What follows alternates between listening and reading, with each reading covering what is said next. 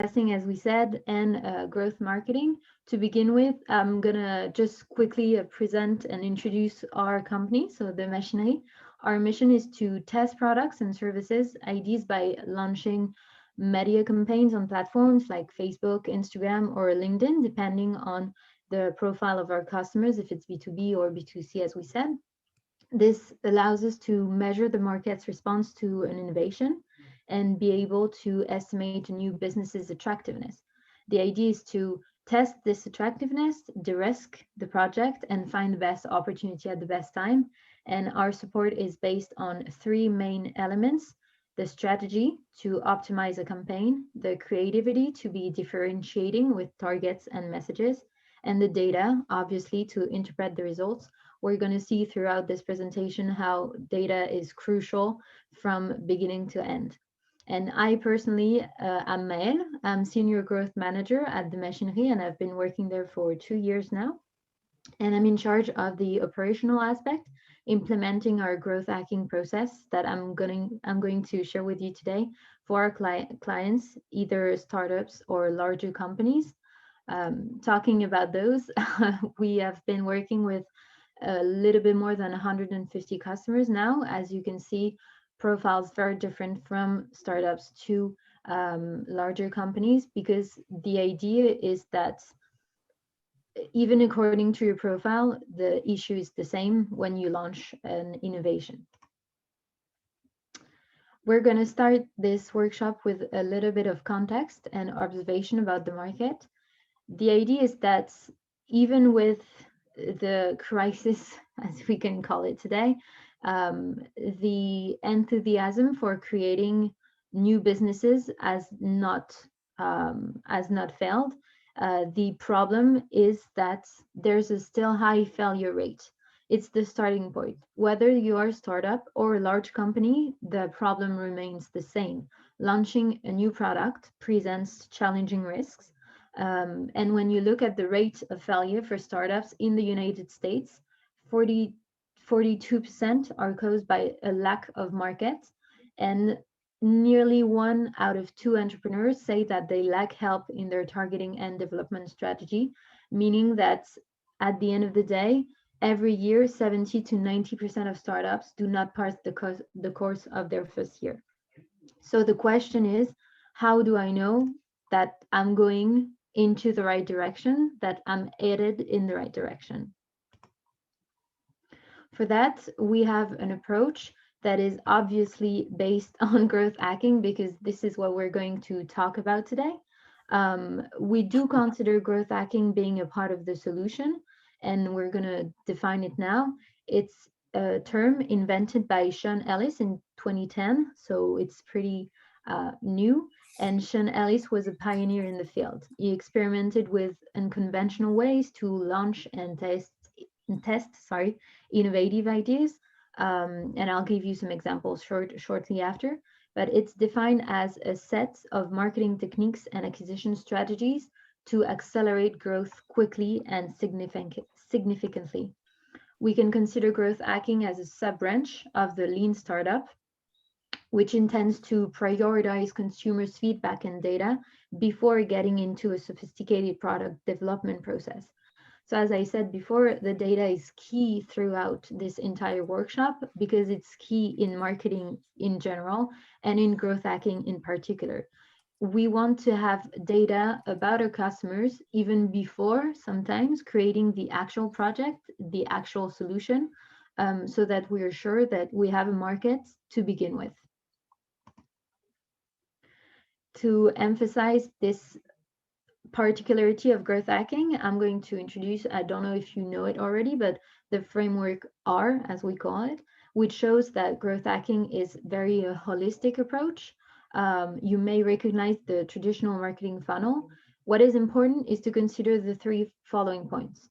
First, to test an idea, you can start, and you have to start with the very top of the funnel, because if you are not able to win the attention war, it's hard to imagine your product will meet its market. Obviously, for you to have retention, meaning for you to have people coming back to your business. For example, we have among you a few B2C and e-commerce businesses, for them to come back, you have to get them to begin with. So the idea is to really focus on the first few steps: awareness, acquisition, and activation, for you to be able to build the three last steps, which are retention, revenue, and referral. For your understanding of all of the steps, awareness is when you see your brand somewhere. It could be an ad, it could be in the subway, it could be in the street, whatever you do for awareness. The acquisition is the fact that you are able to make them do a first steps, meaning coming to your website, for example. Activation, meaning that the first step is converted. A sign up is a sign of activation, for example. The retention and revenue could be switched up according to your business. For example, in B2C and e-commerce specifically, the revenue usually comes before the retention, meaning that if they buy a Panama hat, for example, then they will come back for the jewelry and not the other way around. And finally, the referral is when you are successful enough for your customers to become ambassadors for your own brand. So meaning that they like you enough to talk about you to somebody else. Second point of this framework and this understanding, in our current context, we can address our customers with precise targeting thanks to the GAFA, so Facebook, as we're going to talk specifically today, but LinkedIn as well. So we are able to quickly understand the efficiency of the marketing message on our potential customers. And lastly, once again, I'm going to go back to the data. At every step, you need to measure your transformation, because we cannot improve what is not measured, which is very key, obviously, to growth marketing, but once again, in marketing in general.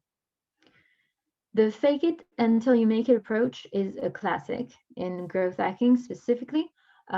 We need to adjust this principle. It means that you're able to help your potential customers to discover your product's characteristics, even if production hasn't started yet. So what we first want is to measure the attractiveness of an idea. It doesn't mean that you have to lie. Obviously, you have several ways to communicate about your product, and we're going to get back to this later in this workshop, but it's really the idea that it doesn't have to be finalized for it to be sold in a way, for you to measure the actual impact of your innovation and for you to understand the needs of your market. This leads us to go for a focused strategy. The segmentation is a critical step, and we're going to really go into it in the case that I'm going to present later. When we execute this test, we want to target people that are supposed to be early adopters, meaning that thanks to targeting and targeting criteria specifically on platforms, we will only reach people with a certified interest in your innovation. And the idea is to build something that a small numbers of users love, because it's much easier to expand from something a small number of people love to something a lot of people love. It's better to be a lot of loved from a small number of people and then grow than do the opposite. Be a little liked by a large number of people and then trying to expand. The idea with this focus strategy is to have, obviously, and we hope, a facilitated analysis, very specifically a speech specialization, because if you are aware of the needs of your people, the people that you want to target, then you will be able to specialize your speech and the message that you want to tell them according to their needs. And in the end, the goal is to have a superior efficiency, because if you are able to talk to personas with actual messages that are important to them, then you think that it's going to have an efficiency, a better efficiency. Somebody has a question? No? Okay, do not hesitate, because I do not have specifically the notification. So if you want to ask a question, please demute yourself and ask. Otherwise, I'm not sure I'm going to see it. Or you can ask the questions in the chat box, and maybe Chiara, you can tell me if they are. Either way. Yes, for sure. So why using Facebook as a marketing research tool? For a large number of reasons. These are for B2C specifically. Obviously, I'm not going to forget about the B2B businesses among you, but specifically for B2C, Facebook, when we talk about Facebook, it's the entirety of Facebook, meaning Facebook, Messenger, Instagram, Atlas, and very soon WhatsApp. Well, why use it as a research tool and specifically as an A/B test tool?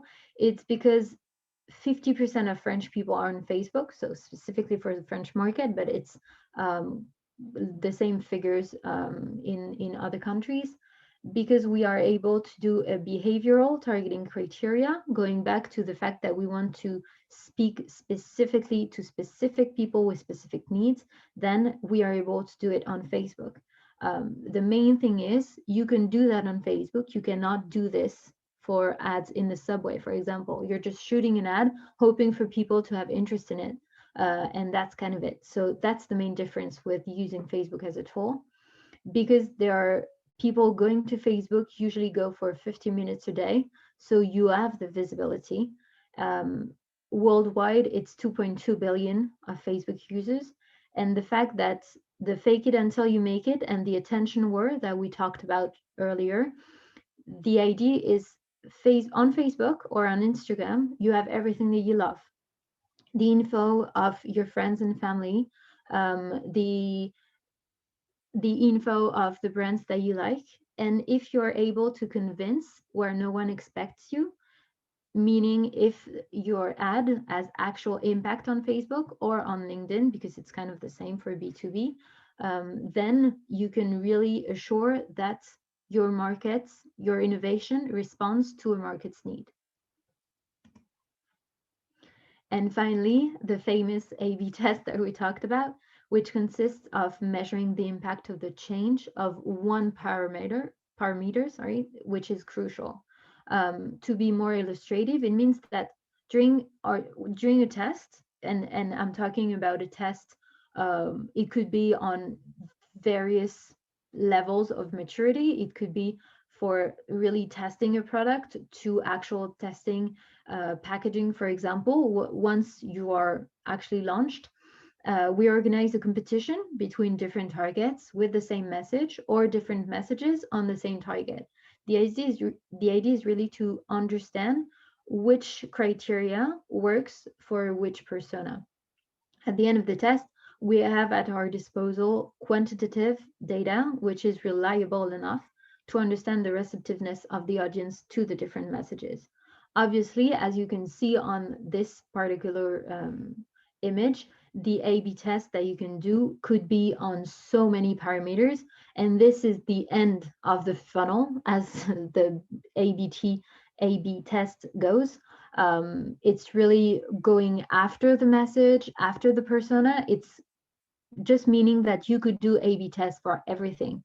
The color of every info, the position on your landing page. It really could go on and on for the A/B test. Now I'm going to share with you a few examples of actual growth hacking with brands that you know, for you to understand, and then we're going to go into the case study with the actual info on targeting and messages as we talked about.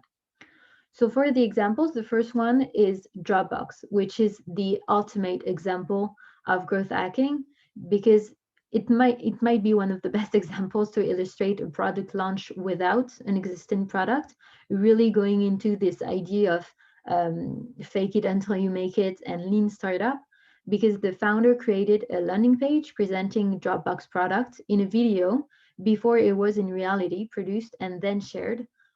This video on a platform named Dig, which is non-existent, I believe, now. But the idea was just that it took literal screens, like how do you say it in English? The screen test, screen whatever. Well, he took pictures of his screen and put it together in a video with the idea that this is what Dropbox would look like, and then shared it. He smartly used that terms that the dig community was receptive to and quickly won adopters that subscribed on the landing page, although the product was not in reality even in production.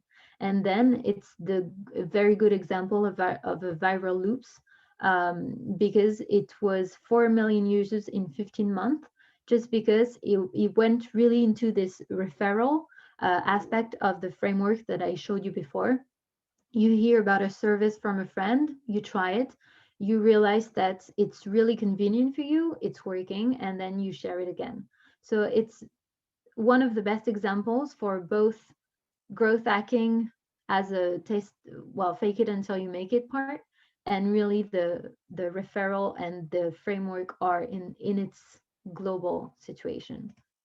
Another example is Slack, which is a very good way to show that going to your customers first and understanding their needs is crucial for you, could be crucial for your development, because the idea was to target users before decision makers and targeting teams within the organization to encourage virality.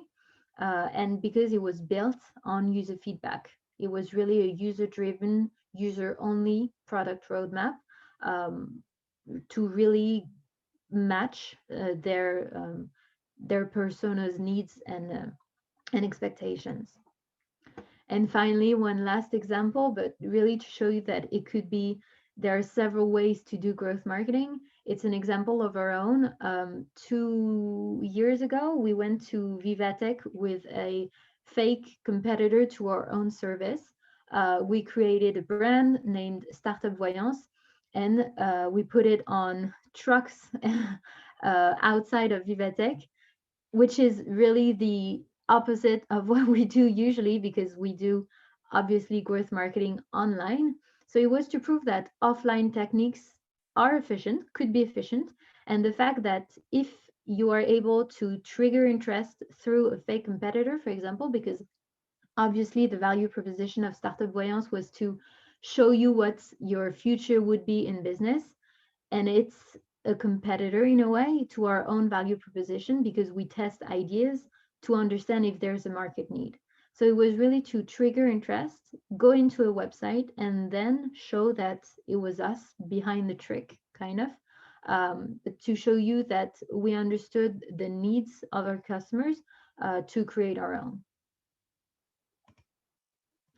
For the methodology specifically, now that we are aware of the big principles, first, why? Well, just a reminder, we do pre-launch and market testing to validate the target, obviously, the idea through the attractiveness and the value proposition, and very, very important, to limit the risk of the launch and investing in the wrong direction, by collecting a first round of cost acquisition, for example, or cost per intention, and really guide your strategy on real KPIs.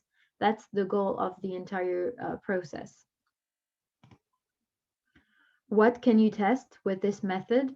Well, practically everything. As I said, it depends on your maturity and where you are in the process of creating your company, but it could work if you don't have a product, and if you already have one, to understand what characteristics of your product works, what kind of messages to what personas, even going into detail with packaging, for example. If you are a B2C, is it the red or the green? You can even do a specific test for the co-construction of this idea with your target. So it could be a study of expectations with questionnaires, for example. It could be the co-design of an offer. It could be the pre-launch of an offer, and it could be the actual launch of a new product, or just running for your understanding of what works and what doesn't in your communication.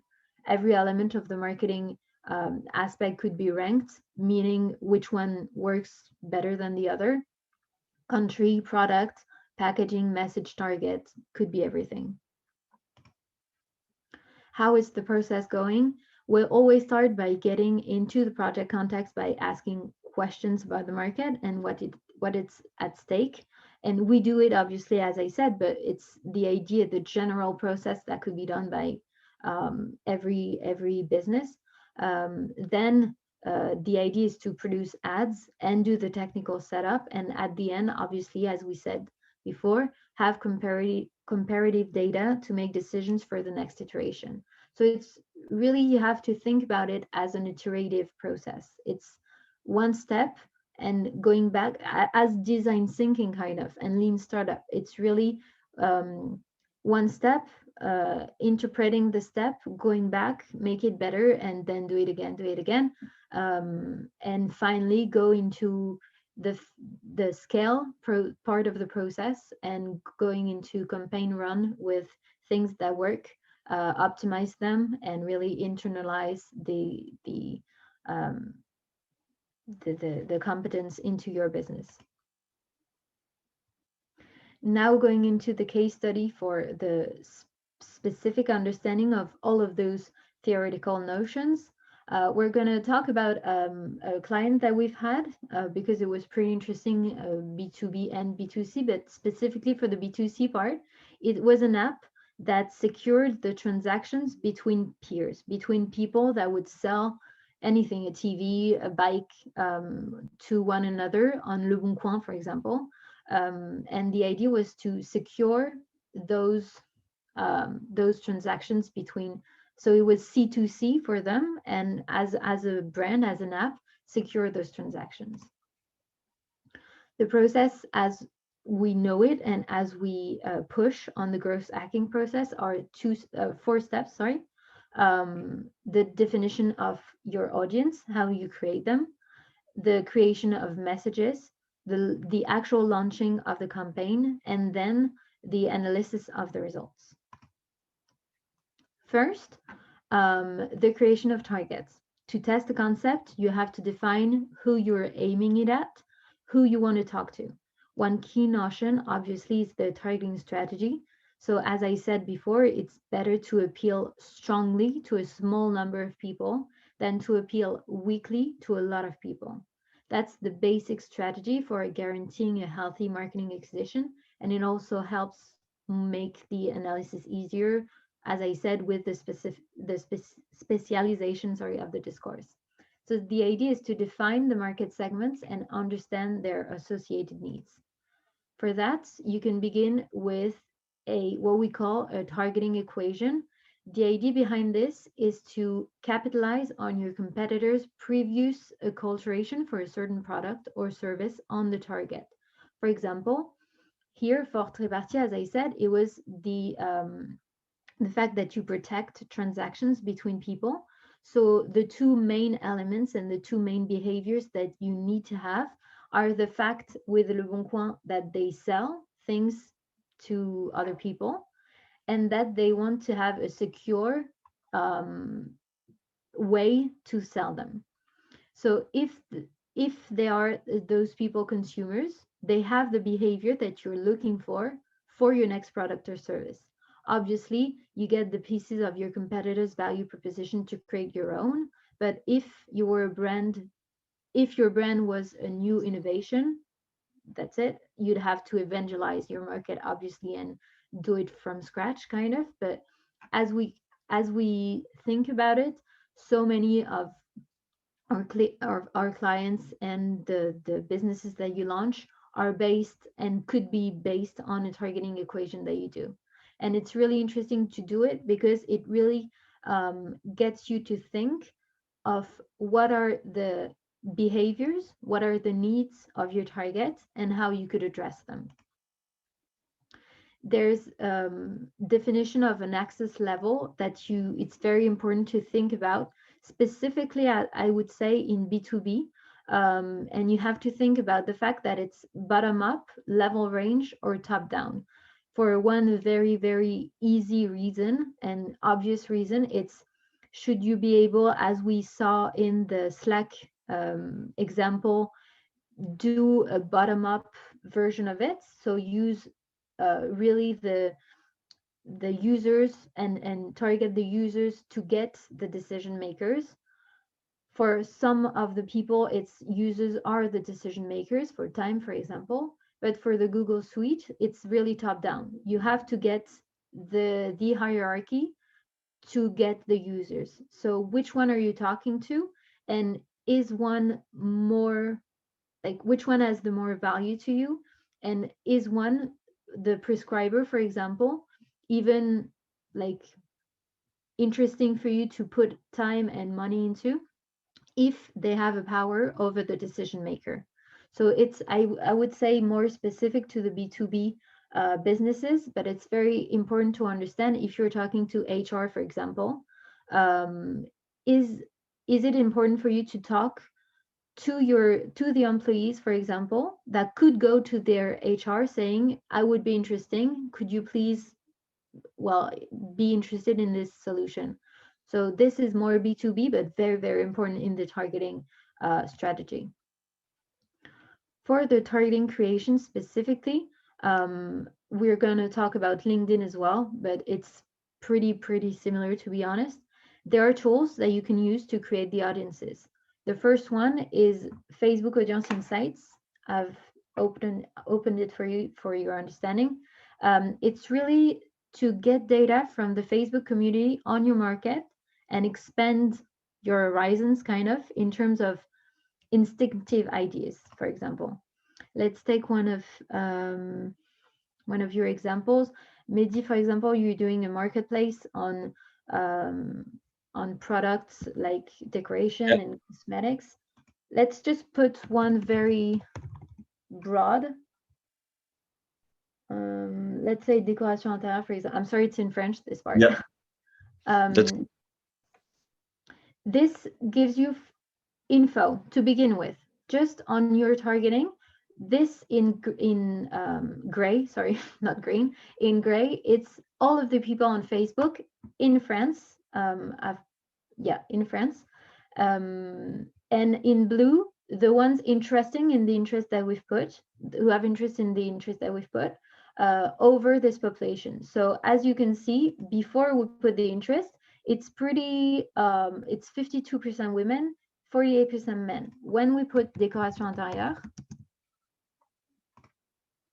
it goes 70-30, kind of, and it's very much focused on women 25 to 44. It's a first info about your market on people that are interested, for example, who could be interesting in your product. Obviously, you have to take into account that your instincts are very important as well. I think you might know already that women 25 to 44 are specifically within your target, but still it's a confirmation that could be useful. Then you have info about their studies, info about what kind of jobs they do. Those info are a little bit different and have to be taken not as seriously, I would say, because all of those are, um, how can I say, the info that you put yourself. For example, the fact that you're married and stuff. Well, when I was 14, I was married to my best friend on Facebook. It doesn't mean that I was. So you have to be a little bit more careful about those info, but those are interesting. The j'aime une page mentions are very ideal for the creation of your target, because once again, it gets you actual data with one beginning point. So if you have an interest for décoration intérieure, those are the brands that go within. So Green, obviously, Made.com. But it's interesting to see that Made.com, for example, the idea that you get behind it is the fact that they are more interested in quality over quantity, for example. And this could be one of the messages that you go with, even more specifically for you, Mehdi, because it's a marketplace of people that have values. So obviously it goes hand in hand, but still it's very interesting to see that there are brands that are associated with it and how you can do your targets specifically with those. And finally, the activity is very interesting as well, because this part specifically is the number of ads that people click on in a month And usually on Facebook, so the gray area, it's 15 ads per month. And the ones that are interested in decoration, it's 32 ads that are clicked on. So those people are very receptive to ads and click on them, which means that you have a potential to do ads to them, um, obviously to test your IDs and test your messages, but also maybe to do conversion and to have actual sales thanks to ads on Facebook. And as I said before, Facebook, it's Instagram, Messenger, WhatsApp, and everything else.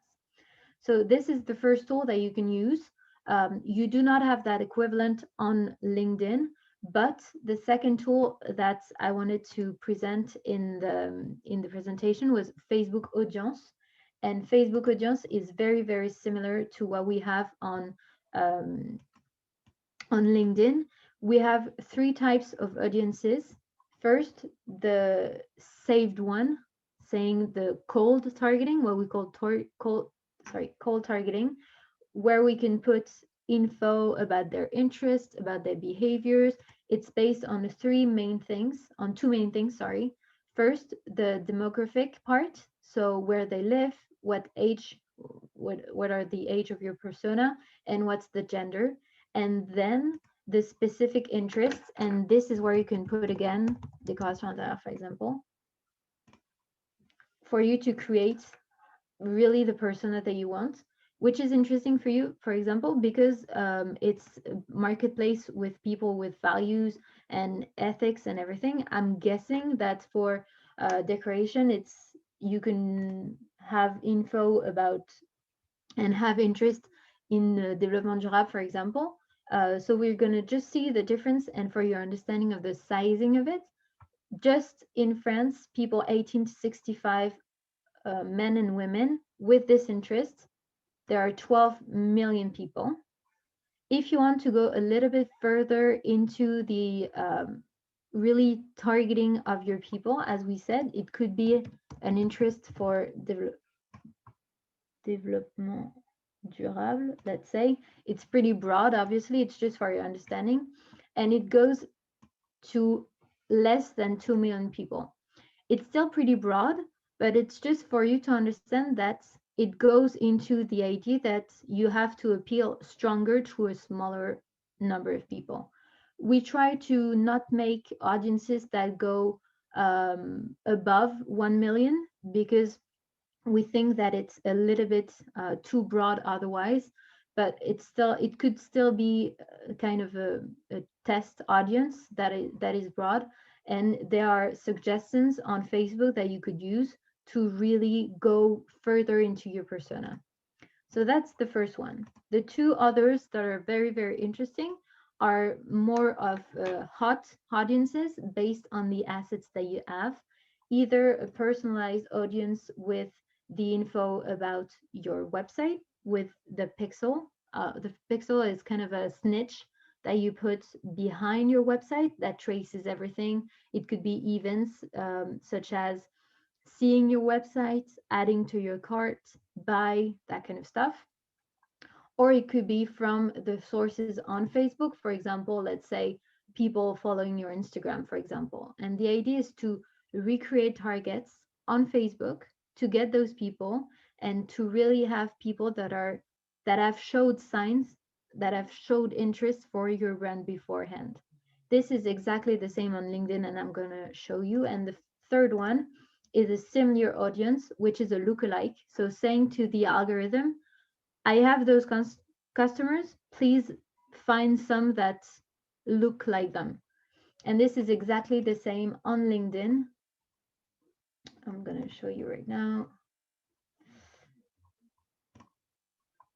I should not have done that. Let's just say test.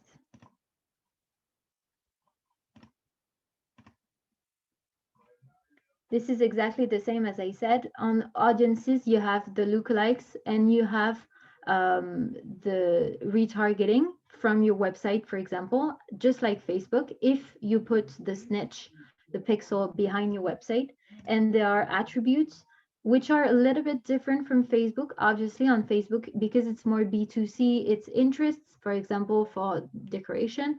On LinkedIn, it's a little bit more based on facts, let's say, about what company they're working in, what experience they have in terms of years of experience, what school they went to, and all of this, which is, because it's a B2B tool, the LinkedIn part, a little bit more factual than on Facebook.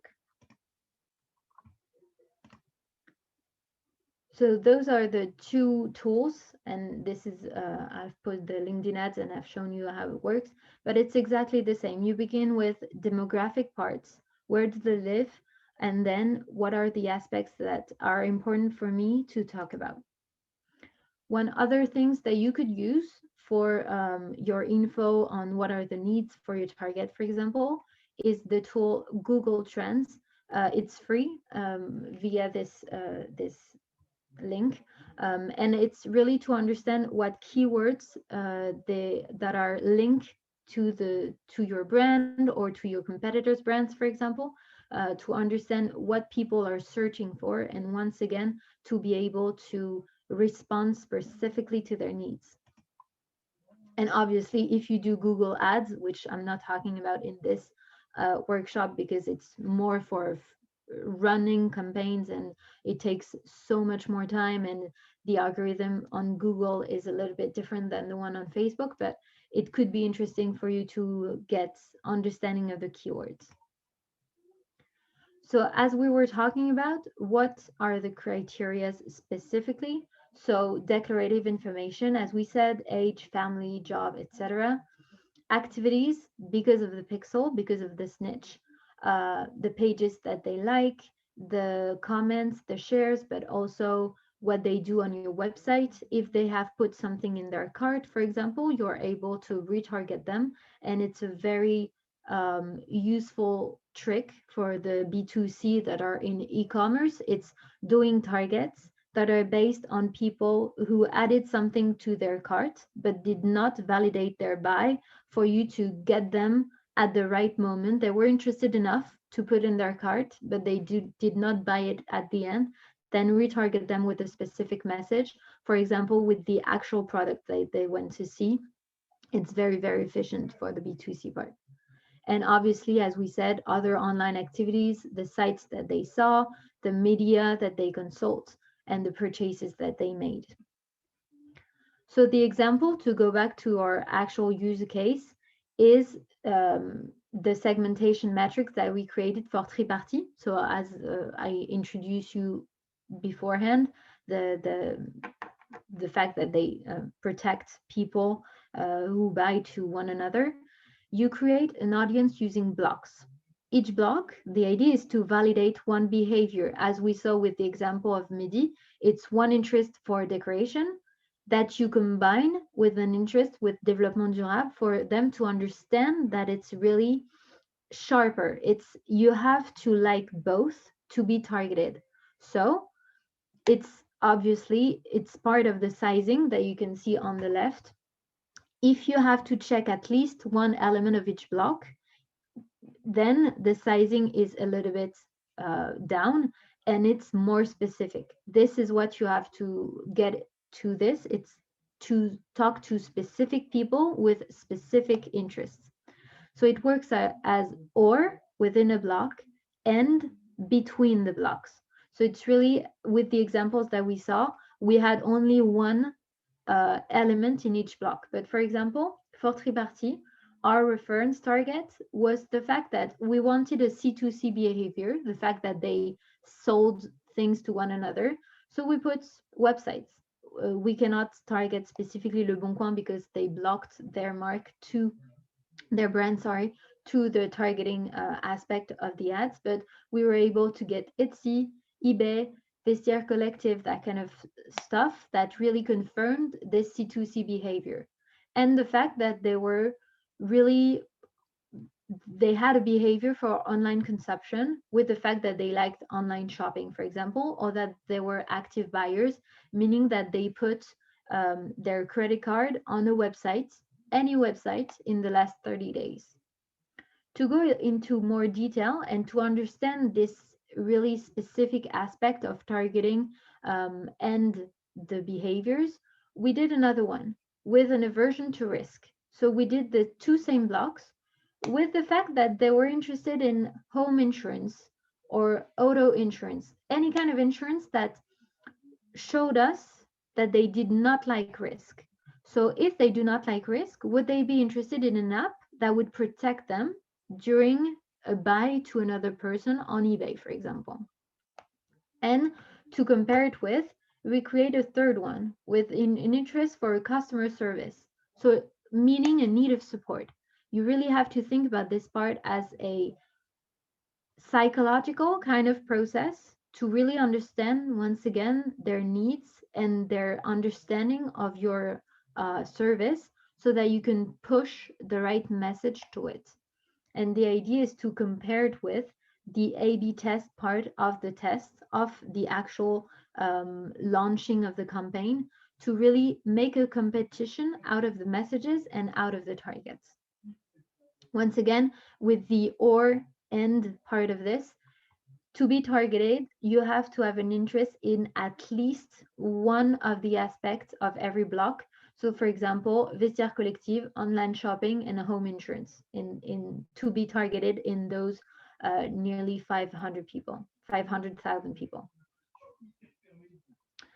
Once again, using those blocks and talking to smaller audiences is the fact that you want to validate one element of each block, meaning one behavior.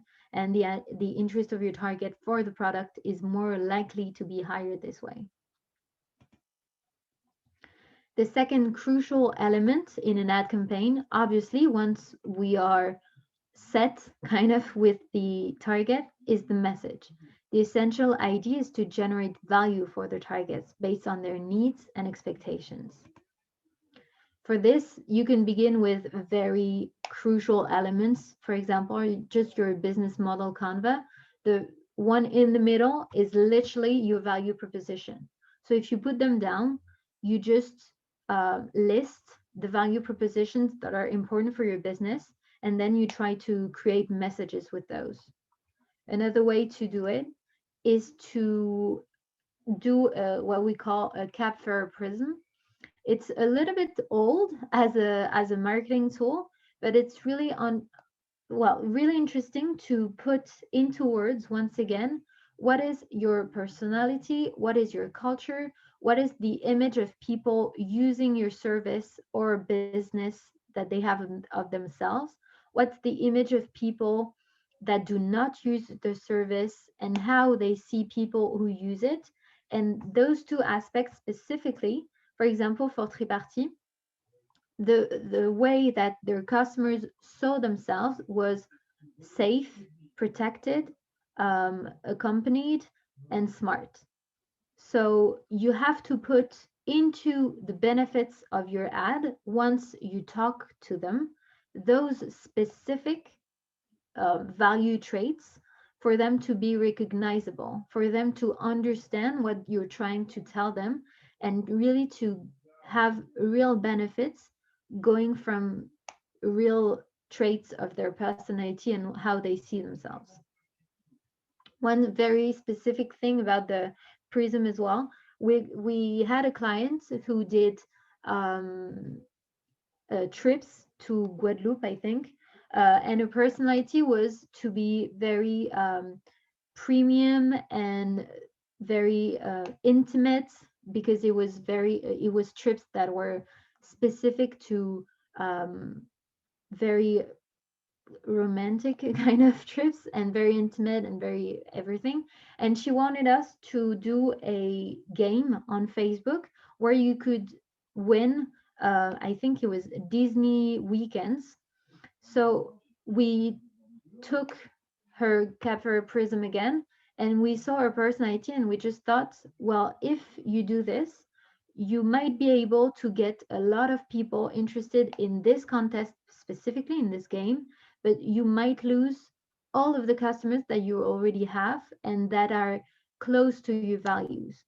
The idea with behind this is to really understand what you can afford or not to do in terms of communication to get customers, obviously, but not the ones that are not your target. That's kind of it. Not to get opportunists that are just here for a game, for example.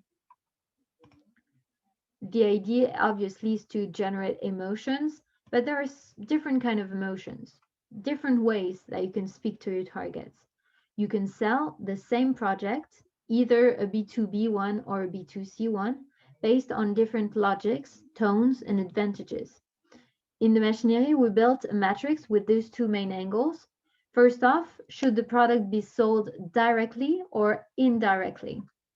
Directly means that you mention, and sell the product directly.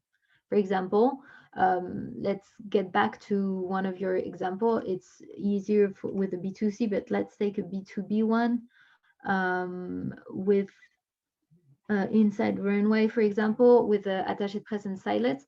Well, it's really talking about the value proposition for them to make them meet each other. On the other end, indirect could be just talking about how important it is for a stylist to have that kind of contact. It could be a blog post, for example, a blog post, sorry, with your environment, with the fact that you talk about fashion, you talk about their needs, but you're not talking about your value proposition specifically as an end. It's just to get their attention around a subject that is important to them. Next, on the other angle, it's classic and fun. Should you tone be serious or unconventional? I'm saying fun, but it could be just emotional. It could be offbeat. You talk about other aspects of the product to generate emotions and appeal to the heart. And serious, you talk about the product's features or advantages to appeal to target's brains. So for examples, with Triparty specifically, direct and classic, it was an app. So it was selling the app with the advantages, with the actual benefits of the app, because we understood that transactions could be not stable. And Triparty is the one that makes it stable with the safety and the aspect of the app. Indirect and still serious, still classic, is the fact that we created a guide. Learn how to buy and sell on the internet safely. So it's not talking about their solution specifically, it's tips, kind of, to make you a better seller or a better buyer on the internet. But obviously, we talked about Triparty in the guide. It was the idea to get another way of acquisition because we got emails as well, but not specific installations of the app, downloads of the app, but still we got clients another way. Fun and indirect, we were not talking about the app specifically, but we talked about a mainstream problem, which is when you buy on internet, you could not get what you wanted at first, and there was a solution. And finally, fun and direct, it was really we surfed on the idea of sortez couvert, which is a main reference in France. On se protège toujours quand on le fait avec des inconnus, meaning we always protect ourselves when we do it with strangers. The idea of behind the fun was to make it fun behind a joke and sell Triparty as the protection between strangers, but obviously for buyers and sellers on the internet. I hope that it's clear with all of these examples, saying that for one project, even though it's one app, you could still talk with so many messages and so many ways to your specific targets. Once again, when we talk about targets specifically, as you saw, we created targets with the fact that they had an aversion to risk and they wanted support. Well, this was for the aversion to risk, this was for the support. And it actually concluded in that kind of sense, meaning that people needing support were very, very interesting in the guide specifically, which is interesting because sometimes it's obvious and sometimes you discover stuff doing that kind of test. But it's very, very interesting because even though it was a test, there was still conversion. They had downloads of the app, they had emails for the guide, and you have to consider it in a more holistic approach. The guide they could use again for SEO, for example, because it was content that they could use to go higher into the search on Google. You have to think of it as things that you can use and reuse for your test, obviously, but then for your acquisition more generally. Third step of this entire process is the actual launching of your campaign, which is very important because it's in this step that you validate which goals are assigned to your messages. Once again, we can consider the fact that it's different on your maturity level. If you want to do just tests to understand the interest for your product, or if you want to convert specific messages to specific elements. For example, if you need email addresses, if you need people buying your product, this is the step that you want to consider. But first, you have to keep in mind that the conversion funnel has to be into an iterative process. A parallel has to be built between all the elements to reduce friction as much as possible. If you show blue on the ad, you show blue on the landing page. You A/B test. You could A/B test on everything. Obviously, we already A/B test on the target and on the message, but then you could do it as we saw on everything, on the wording, on the call to action, etc., etc. The idea is that it goes into the funnel. The relationship and lead nurturing obviously have to happen either in B2C or B2B to have a closing in the end. Specifically for a landing page, if you do one, this is the hierarchy that we push and that has to be followed for your customer to understand your product or service. First of all, you have to begin with the emotion, the problem solving. Who are you talking to? And it goes back to the prescribers and versus decision makers in B2B, for example. Obviously, the problem solving will not be the same for those two targets, even though your solution is the same. It's just who are you talking to, with what problem do they have, and what problem solving do you have for them, which means the emotion. Then you have the reassurance, meaning the benefits. What are the benefits for them using your solution?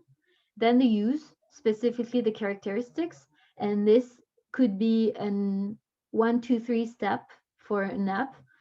It could be the characteristics of your product. A lot of you have characteristics, sorry, specifically for well, for example, for Diane, your vêtements upcyclés, it could be those characteristics, for example. Same for Mehdi, same for Lucy. Those could be the info that you put behind characteristic. It does not have to be a 1, 2, 3 step. And then the proof is usually testimonials, but it could be proof of anything. It could be figures. It could be what your customers have to tell about you. It could be logos of people that support you, Creativare, for example. It could be anything that reassure the fact that it's a proof that it's working. And then obviously we have the contact form because usually the idea is to get customers in a way or another. The conversion funnel, as we said, could be different whether you have one objective or the other. It could be traffic, meaning it could go into a website, either a landing page or the website that you have already created. The idea is to calculate the number of clicks on one ad and then on your website, according to your objective, measure the cost of acquisition based on the number of emails collected, for example, the number of downloads, or if you have an e-commerce, measure the number of products put into the basket or the one that have been sold.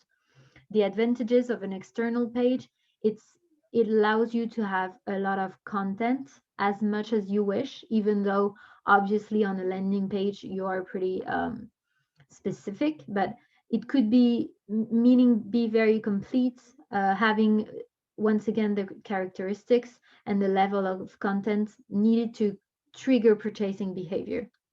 And obviously, it allows you to create a visual universe, which you can do with a simple Facebook form, for example. This second example, the Facebook form specifically, is a lead generation objective. I'm putting this example because usually it's very useful for either B2B or B2C targets, because it's exactly an objective that you could use on LinkedIn as well. It's the idea of a lead generation, meaning that you do not go out of the Facebook universe. It opens a form within Facebook and has many advantages. First, it's very direct, obviously, within Facebook, so the user doesn't exit the network.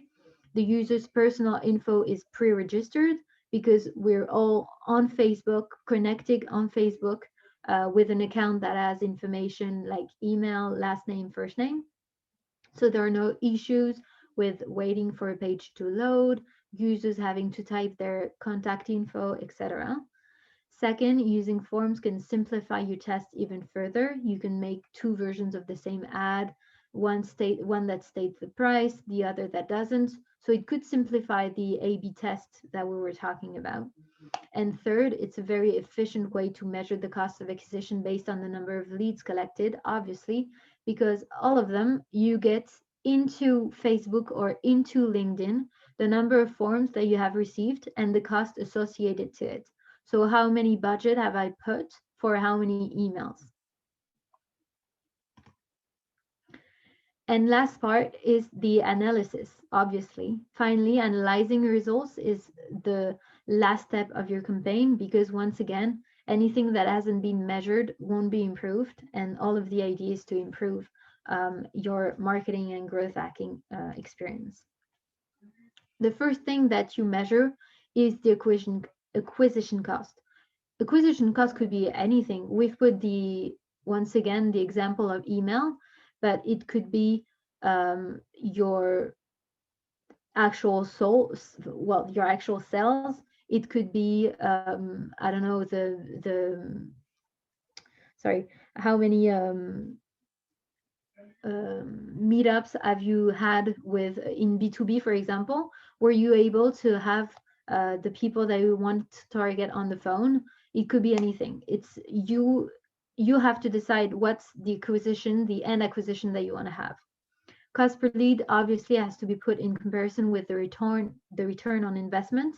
But in this test, the idea was not to find the pricing, but to understand which concept was the best suited to communicate on the product. So this example was based on email, but once again, you could put the cost per sell, for example, and many aspects can be tested. So this was not considered, but image, message, target, landing page, everything could be done. The idea is to really compare how much budget have I put in the beginning for how many conversion, here emails. So one email in this example was 50 cents. The very interesting thing and another advantage of this kind of test is that it can help you to get to know your customers better, particularly in terms of demographics, gender, age, device use, region, etc., etc. As I've shown you before, with audience insights, you have a first look into what your demographic is. But once you actually launch tests, it's very specific to your business, because it's linked with your test, which persona, which messages, and everything. It allows you to draw conclusions from your real target and understand and adapt your tone of voice according to the results, for example, or do specific ads if you think that it's necessary, or that it could convert more.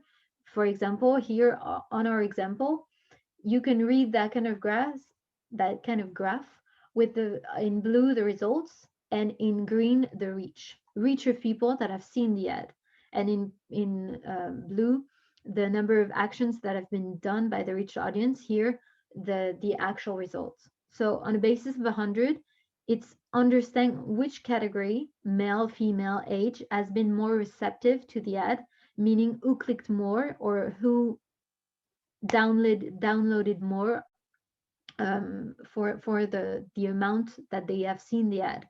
So here, for example, men 55 to 65 have been more efficient, meaning that they have had more results than they were reached. So we could imagine having specific ads for this specific part of the target. This is an example of the results that we can have. Once again, the data is key. So it's the KPIs that you want to focus on. Obviously, it's how much budget, how much money we've put, how many impressions we've had, meaning how many times the ad was actually impressed on Facebook or LinkedIn or Instagram or whatever. People, meaning the reach, how many people have seen the ad. The difference between people and impression is obviously the repetition, how many times one person has seen an ad. The CTR is the fact that it's their interest rate. CPC is the cost per click. CPM is the coût par mille, meaning cost per thousand, how much it costs to have 1,000 impressions. And then obviously, as we saw before, the CPL, meaning how much it cost me to have an email in this example. Obviously, the idea is that each column tracks a step. You reach, then you convert, then etc., etc., and seeing which one is the best to the end, because it could be biased. For example, in here, this was a real test actually. We had a much better interest rate and cost per click at the beginning of the funnel, but at the end, the conversion was very bad because people did not understand the content of it. Whereas this one was so much more interesting at the end because it was the cheapest in terms of emails recruited. So you really have to see it as an opportunity to see the whole funnel within the test to understand once again which message, which target is the most efficient and why. Obviously, you could go even further with a comparison of every aspect of the campaign, as we said earlier. On every KPI, it could be on CTR, so interest rate, it could be on every element, country, message, targets. You could go very much into detail to get every info that you need to have about the campaign and to have understanding of which messages work and which target works. Other part of the tracking is other tools that you could use. One tool that is very interesting is Hotjar, and it's a tool that has two specific elements that could help you understand. This is actually free. It's a freemium business model, so you could install it for free and have a few sessions to begin with, which are enough usually to understand your audience. The first aspect is what we call a heat map. It's a percentage of the page that has been seen to rank the info on your landing page, which is understanding what info is crucial and that should be put higher, for example. Another part of the heat map is that they have heat maps for your clicks, meaning do they click, for example, on pictograms that do not have content behind it? If so, it means that if they click on it, they want to have info on it. So maybe put content behind it. And that could work for B2C or B2B. For B2C more specifically, it could be interesting to see which product is the most clicked, just to see which one you're putting higher on your website, which one you should use on your ad, etc., etc. And the second part is actual use session, which is films, literal films. Once you accept the cookies, you accept the fact that you're being filmed. Obviously, you're scrolling and stuff into the website. So here you can see in red, those are clicks. You'll see them scroll. This is not me. It's really the film that we've seen on the website. And once again, it's really interesting to see if they're scrolling up and down, for example. It might mean that they're looking for something that is missing. You could see the actual time that they're spending, and do they read the content that you've put. And this obviously could be linked to your Google Analytics info of timing for session, etc., etc.